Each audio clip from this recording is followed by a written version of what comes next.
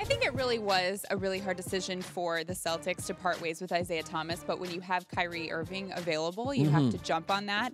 That said, I don't think they lost sight of everything that he brought to Boston and the fact that he played through the death of his sister. So it was a really hard move, and Brad Stevens was asked about this, and here's how he's reacting to having to trade Isaiah Thomas.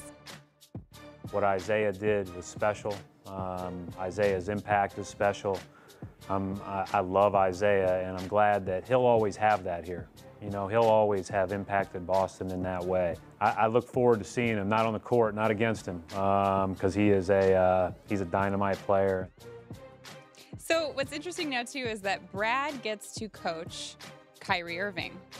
And I know that Doc Rivers loves Kyrie Irving, which is one of the reasons why I thought a trade Chris Paul and Kyrie could be good, but he liked Chris Paul a lot, too. So Doc left the Celtics because he didn't want to go through a rebuild. He wanted to play for a team that could contend right away. And it turns out the Celtics are actually in better shape than the Clippers are. And Doc's kind of acknowledging that. He did an interview with the Boston Herald, and he said that the Celtics have undergone the best rebuild maybe ever. Yeah, it's impressive. It's not. It hasn't yet won a title, but you know what it is? You can absolutely bank on this.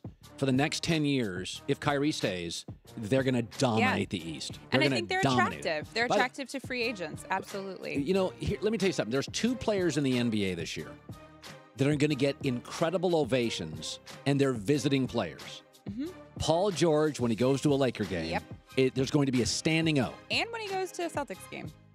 But he's going to be a Laker because he wants to live in L.A.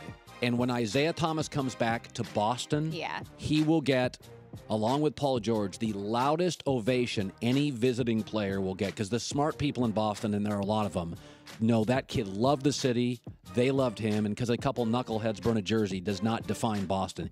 Thomas will get a standing ovation for minutes, and that'll be one of those cool, like tear-jerking moments in American sports where it will mean so much more than basketball when Isaiah Thomas comes back as a Cav to play the Celtics. When Paul Pierce went back for the first time after he was traded to Brooklyn, it was the same kind of thing, and it'll be the same thing when they retire his jersey. But I will say, Boston fans they're kind of talked about as being negative and cranky all the time. They are. But they do love their players. And I think even Ray Allen, I mean, he got booed for part of the game, but they still gave him the video and they still applauded him.